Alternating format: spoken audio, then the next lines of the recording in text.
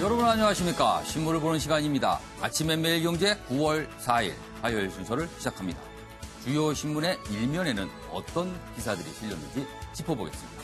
먼저 매일경제입니다. 이쪽으로 가보시죠. 당정청 일제히 주택 공급 확대 이런 말을 했습니다. 그럼 당정청에서 누가 얘기를 한 걸까요? 이해찬 더불어민주당 대표 그리고 장하성 청와대 정책실장 공급 늘려야 이런 얘기를 했고요. 김현미 국토부 장관 역시 도심 개발 규제 완화 즉 공급을 늘리겠다 이런 취지의 말을 했습니다. 그래서 수요 억제 일변도 정책에 변화가 있는 게 아닌가 그런 관측이 나오고 있습니다. 다음 신문 이번엔 한국일보입니다. 남북 정상회담 18일서부터 20일 개최 추진 날짜가 나왔네요. 오늘 한국일보에만 나온 기사인데요. 이렇습니다. 청와대 2박 3일 일정으로 제의할 듯 내일 특사단이 올라가죠. 특사단이 북한에 이런 날짜를 제의할 듯이라고 기사를 썼습니다. 증거가 있을까요? 보면 이런 조항이 있답니다. 프레스센터 설치 위에 DDP 동대문 디자인 플라자가 요 날짜에 비어 있답니다.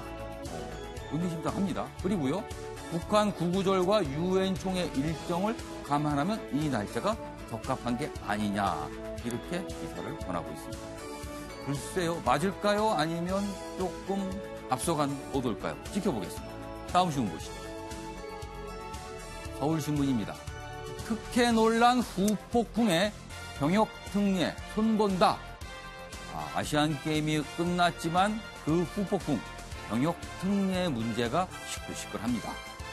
청와대 아시안게임 병역 논란 실태 파악, 다수 국민 동의할 수 있는 기준이 중요하다. 그리고 경무청장도요, 언론 인터뷰를 통해서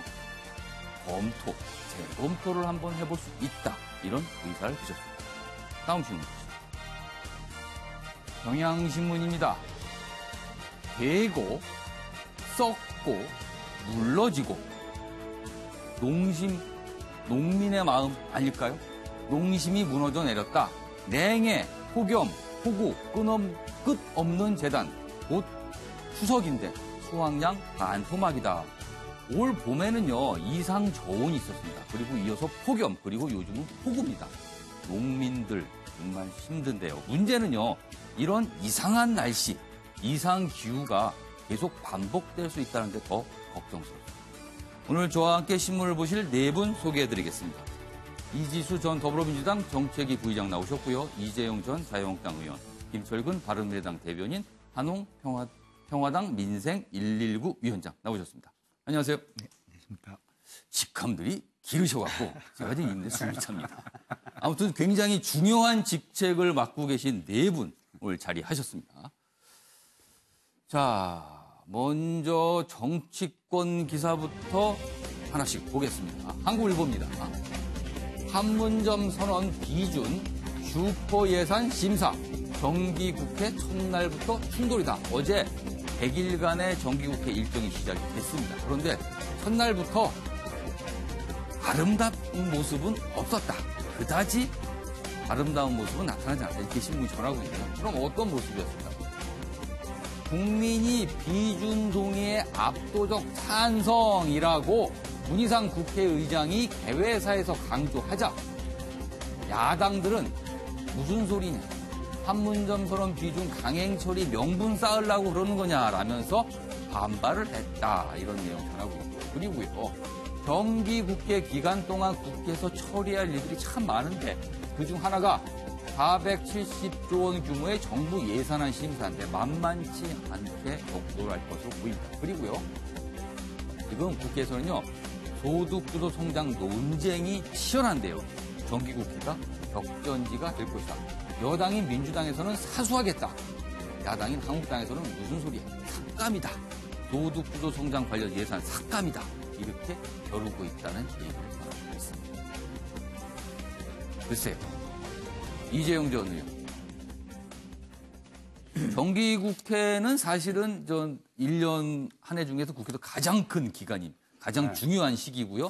어떻게 뭐 행사라는 표현 적합하지만 아주 가장 중요한 때입니다. 그래서 많은 일을 해야 될 때거든요. 그러나 과거 돌이켜 보면은 일을 하기보다는 주로 정쟁이 사실 많았습니다. 그래서 거의 12월 달 막판에 가서야 막 밀어내기 식으로 일을 하는 경우가 많았거든요. 네. 올해 역시 그러지 않을까라는 걱정이 좀 드는데 어떻게 보십니까? 뭐 저도 19대 국회 네. 초반에는 첫 1, 2년은 예. 12월 31일까지 예. 그냥 본회의장에서 아무것도 처리 못하고 네. 그 예산이 통과될 때까지 소위에서 그걸 기다리면서 아무 일도 못하면서 그냥 소위 말해서 그냥 앉아 있었던 그런 기억이 있는데 그 지금은 사실은 과정을 취재한 사실 국회 출입 기자들도요. 이 네. 해를 국회에서 그냥 보냈습니다. 해 바뀌는 것을. 맞습니다. 그래서 1월 1일을 단 한 네. 번도 집에서 보낸 적이 없었던 기억이 나는데요. 예. 다만 그게 이제 국회 선진화법 때문에 예. 이제 바뀌어서 이제 그렇게 하지는 못합니다. 예. 만약 여야가 합의를 하지 못하면은 그것이 이제 정부 예산이 자동으로 처리가 되기 때문에 예. 그러진 못하고 어떻게 해서든지 예. 합의를 해야 되는데 그럼에도 불구하고 지금 460조라는 어마어마한 예산이 지금 책정이 됐거든요. 또 470조. 470조 예. 죄송합니다. 더 늘었습니다. 제가 생각했던 것보다 더 늘었네요. 예. 그렇기 때문에 지금 현재 그리고 그 안에 들어가 있는 내용들은 네. 여야가 첨예하게 대립하고 있는 부분, 특히 소득주도 성장 예. 부분에 관련된 예산은 그렇기 때문에 예. 지금 뭐 문제가 될 거라고 생각을 하고 예. 또 예산뿐만 아니고 잘 아시다시피 지금 장관이 교체가 되지 않습니까? 예. 그래서 이제 청문회도 지금 앞두고 그렇습니다. 있기 때문에 모든 것이 연계가 돼서 예. 아주 복잡한 상황입니다. 어. 제가 봤을 때는 처음에는 최소한 초기에는 예. 매우 강하게 서로 부딪힐 것 같습니다. 원래 이제 정기국회는 또 국정감사도 진행이 되거든요. 그때마다 여야가 굉장히 강하게 충돌하는데 이번에는 전 장관 후보자들 청문회까지 있어서 격전 아무튼 예상됩니다. 어떻게 되는지 한번 지켜보도록 하겠습니다. 다음 정치 기사로 좀 넘어가 보죠. 차기 대선 주자 선호도, 뭐 지지율이라고 하기는 좀 이른 것 같고요. 선호도 조사가 있었습니다. 리얼미터 조사인데요. 조사 결과가 이렇게 나왔습니다. 범진보 진영의 차기 대선 주자는 어떤 분을 선호하는가라는 물음에 박원순 1등, 이낙연 그다음 이렇게 나왔습니다. 그리고요. 범보수 쪽 후보로는 어디를 선호하는가 이렇게 질문에는요. 유승민 1등, 황교안 2등 이런 순서로 나왔다고 합니다. 조금 자세히 볼까요? 여기 표가 있네요. 여기 이제 1등부터 순서가 나왔습니다. 차기 대선 주자 선호도 범진보, 박원순, 이낙연, 심상정, 김부겸, 김경수 이런 순서고요. 범보수는요. 유승민, 황교안, 안철수, 홍준표, 오세훈 이런 순서네요. 그런데요. 일단 이 조사 결과를 보면 느끼는 인상은 새로운 인물은 없군요. 이미 많이 들어봤던 인물 그리고 때로는 이 인물이 아직도 여기에 명단에 올라가 있나라고 싶은 그런 생각을 들게 하시는 이름도 그런 분도 있네요. 자, 이지수 부위원장. 네. 요 차기 대선자 좀 빨라 보이긴 합니다만 눈길을 잡습니다. 네네. 뭐 아직은 시기적으로는 예. 좀 많이 빠른 그런 조사가 아닌가라는 생각을 합니다. 뭐 네. 아직 대통령 임기가 거의 4년에서 몇 개월 정도 빠지는 정도의 기간이 남아 있기 때문에 이제 지금은 뭐 어느 정도 선호도를 받느냐 정도의 예. 그냥 뭐 큰 의미를 예. 둘 필요는 없는 그런 예. 조사인 것 같은데요. 말씀하신 것처럼 우리가 뭐 언제나 뭐 새로운 인물이 조금 더 개혁적인 인물이 네. 등장하기를 국민들은 원합니다만은 네. 이름이 오르고 있는 분들을 보면은 그렇게 뭐 새로운 분들은 보이는 것 같지는 않습니다. 그리고 뭐 지금 일부 그러니까 상위에 예. 나와 있는 분들은 대부분 지금 현역 단체장이거나 아니면 예. 총리라든지 이런 식의 그 프리미엄 자체를 누리고 있는 그런 것들도 있기 그러니까 때문에 이미 대선에 도전하셨던 분도 보이고요. 예, 현역 그렇습니다. 단체장. 그리고 눈길 끄는 거는 전현직 국무총리가 약간 범진보, 범보수 각각 2등으로 자리 잡고 있네요. 그렇죠. 아무래도 총리라고 하는 예. 것은 국민의 어떤 예. 집중을 받을 수밖에 없는 자리고 또 예. 지금의 조사라고 하는 것은 거의 인지도 조사와 거의 예. 일치하기 때문에 예. 그런 것들이 반영이 된 어떤 그런 순위가 아닌가라는 생각을 하고요. 아직도 기간이 많이 남아 있기 때문에 예. 지금의 그 어떤 숫자는 큰 의미는 없지만 예. 이분들이 이제 어떤 정치적 활동을 하는지 이런 것들은 좀 주목해서 봐야 할 필요가 있지 않을까라는 생각을 합니다. 김철근 대변인. 과거 전례를 보면 한 대통령 임기가 한 2년 차, 3년 차 때 이런 조사도 꽤 합니다. 그런데 이제 시간이 지나서 막상 대선 때는 여기 계신 분들 중에서 대전에 진짜 도전하시는 분도 있고 아닌 분도 있지만 이 정도의 조사가 나중에 진짜 이 인물들이 그대로 대선 때도 등장을 한다? 이렇게 보시나요? 아니면 좀 이런 거는 좀 그냥 한번 가볍게 보고 지나갈 정도의 내용으로 보시나요? 제가 보기엔 일단 가벼운 터치 수준 아닌가 이렇게 보는데 3년 반이 남았거든요. 예. 그리고 지금 현재 그 대한민국 사회에서 좀 유명하다. 예. 그다음에 정치인으로서 우리 지도자가 될 만한 사람이 누구냐. 이런 정도를 가늠할 수 있는 수준이죠. 그러니까 국민들 머릿속에 정치 지도자 하면 누가 떠오르십니까? 예. 했을 때 이 정도 인물들이 예, 떠오른다. 그런 정도고요. 그다음에 지금 이제 조사를 예. 범진보, 범보수 이렇게 나눴는데 예. 그렇게 가르는 것 자체가 좀 의미가 있냐라는 생각이 좀 들고요. 왜냐하면 정치 지형이 앞으로 어떻게 바뀔지 모르는 유동적인 예. 상황이기 때문에 예, 우선 예. 그렇고요. 또 총리들이 많은데 사실 역대 총리 중에 대통령을 하신 분은 한 분도 없습니다. 예. 1인지와 만인지 이상의 자리 때문에 도전하신 분은 좀 계셨는데. 도전한 분들은 많죠. 예, 근데 안 많았지만 됐습니다. 한 번도 된 적은 없거든요. 그것은 이제 언론의 조망을 많이 받고 국정 운영의 대통령 말고는 예. 최종 책임자이기 때문에 예. 국민들 눈에는 많이 띄고 관심의 대상이기 때문에 저는 그렇다고 보는데요. 예. 향후에 3년 반 뒤기 때문에 예. 우선 그 21대 총선이 2020년에 있지 않습니까? 예. 2020년에 그 총선의 결과가 상당히 영향을 많이 미칠 것이다. 21대가 아니라 20대. 21대입니다. 아, 이 총선은 21대군요. 예, 예. 아, 대선은 이제 20대. 대선은 아, 2022년 그렇습니다. 예. 그 20대 대선인데요. 예, 예. 그래서 20년에 있는 총선 결과가 예. 여기에 나와 있는 많은 분들의 정치적 영향, 부침이 있을 것이다 이렇게 생각이 됩니다. 저는 제가 봤을 때는 거의 절반 이상 분들은 대선 기간에는 안 보일 분들이라고 보입니다. 말씀하신 거 보니까 향후에 어떤 정계 개편 가능성이 있다라는 걸 강하게 지금 암시하시는 듯합니다. 알겠습니다.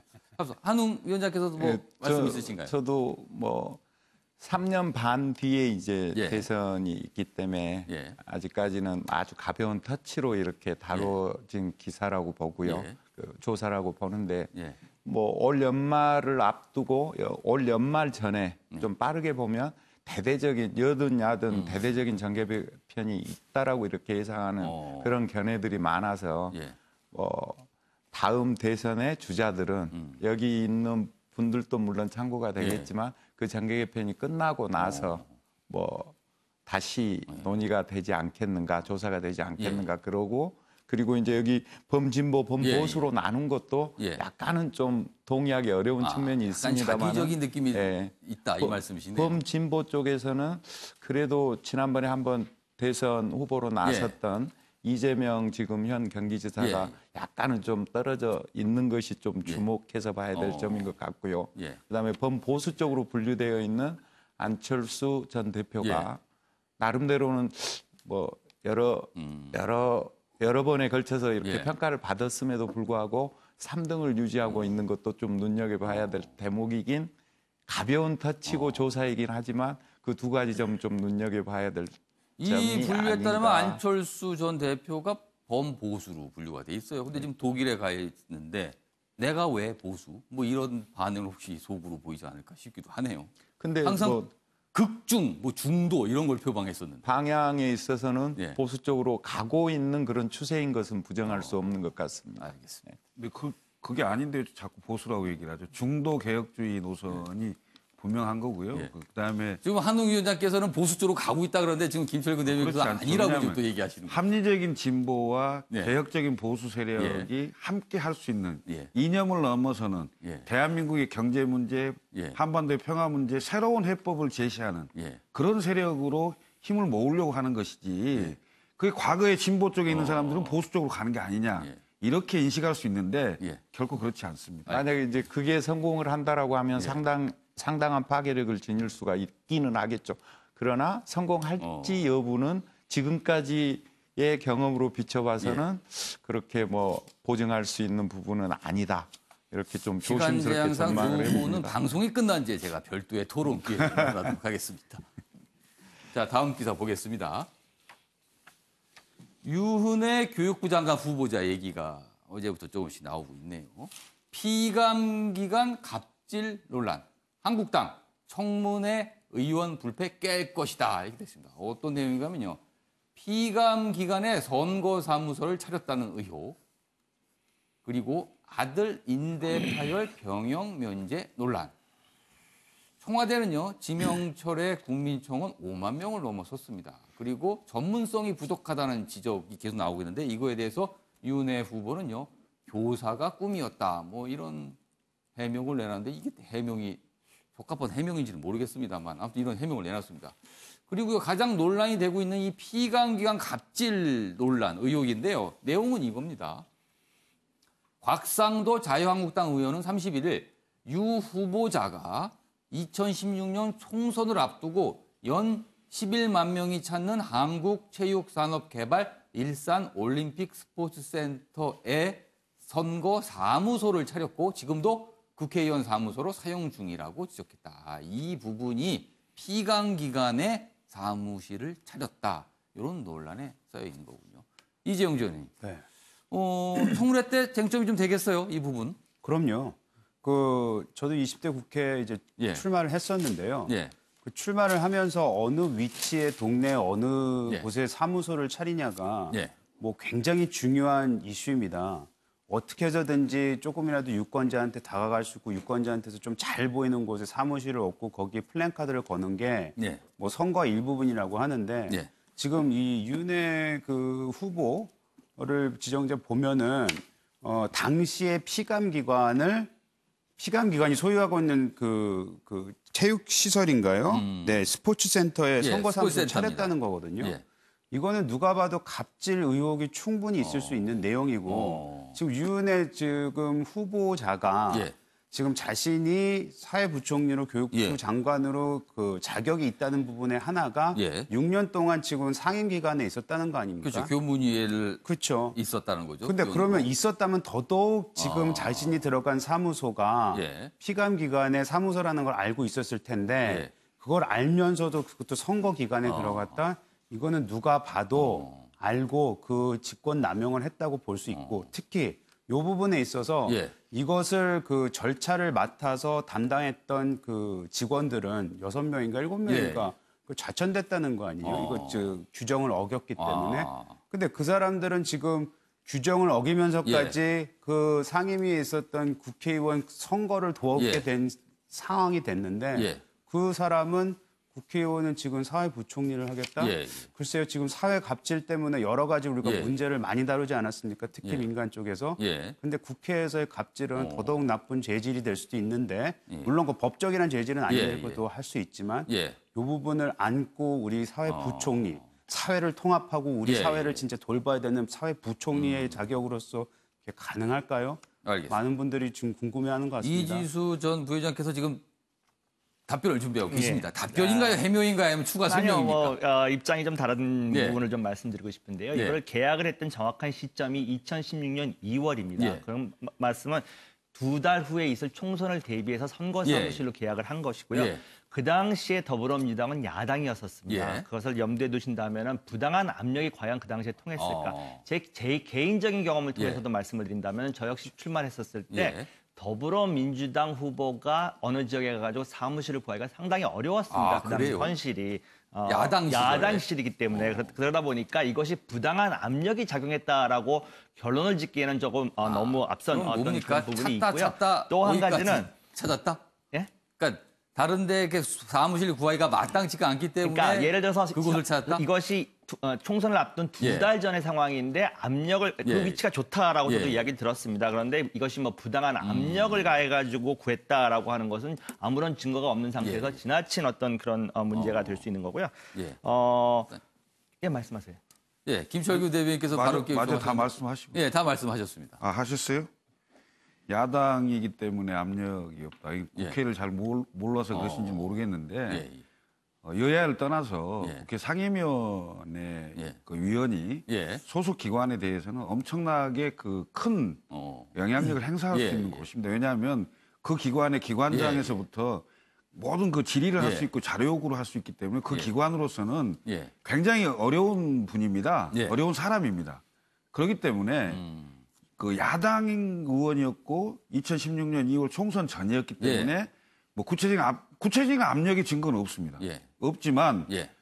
그건 여야의 문제가 아니고 해당 상임위원회 그 감독기관의 위원이기 때문에 그 소속 피감기관이죠. 예. 피감기관으로서는 어쩔 수 없었을 가능성이 높다. 그리고 그 이후에 예. 분명히 문제가 지적이 됐어요. 예. 지적이 됐으면 거기서 나와야죠. 근데 지금도 사무실 사용을 하고 그 있고 내용이죠? 지금 보도에 의하면은 예. 거기에 그 임대를 해줬던 예. 직원들은 자천이 됐다는데 이런 분이 아까 우리 이재영 전 최고위원도 얘기를 했습니다마는 다른 그 자리도 아닌 교육부총리 그다음에 사회 분야 전체를 총괄하는 사회 총괄 부총리가 과연 맞느냐? 이 부분하고 하나 더 말씀드리면 유은혜 의원에 관련된 통상 우리가 전문성이 고도로 요구되는 직이 있습니다. 그게 이제 보통 교육, 그다음에 군, 그다음에 법조 뭐 이런 직역을 보통 이제 전문성이 요구되는 그 장관직으로 얘기하죠. 나머지 이제 예를 들면 국회의원분들이 주로 이제 많이 가시면서도 그 크게 문제가 안 되는 게 뭐 행자부, 그다음에 통일, 보건복지. 이건 평소에 그 엄청나게 많이들 국회에서 논란도 해보고 논쟁도 해보기 때문에 전문성을 스스로 갖고 있다고 보는 거거든요.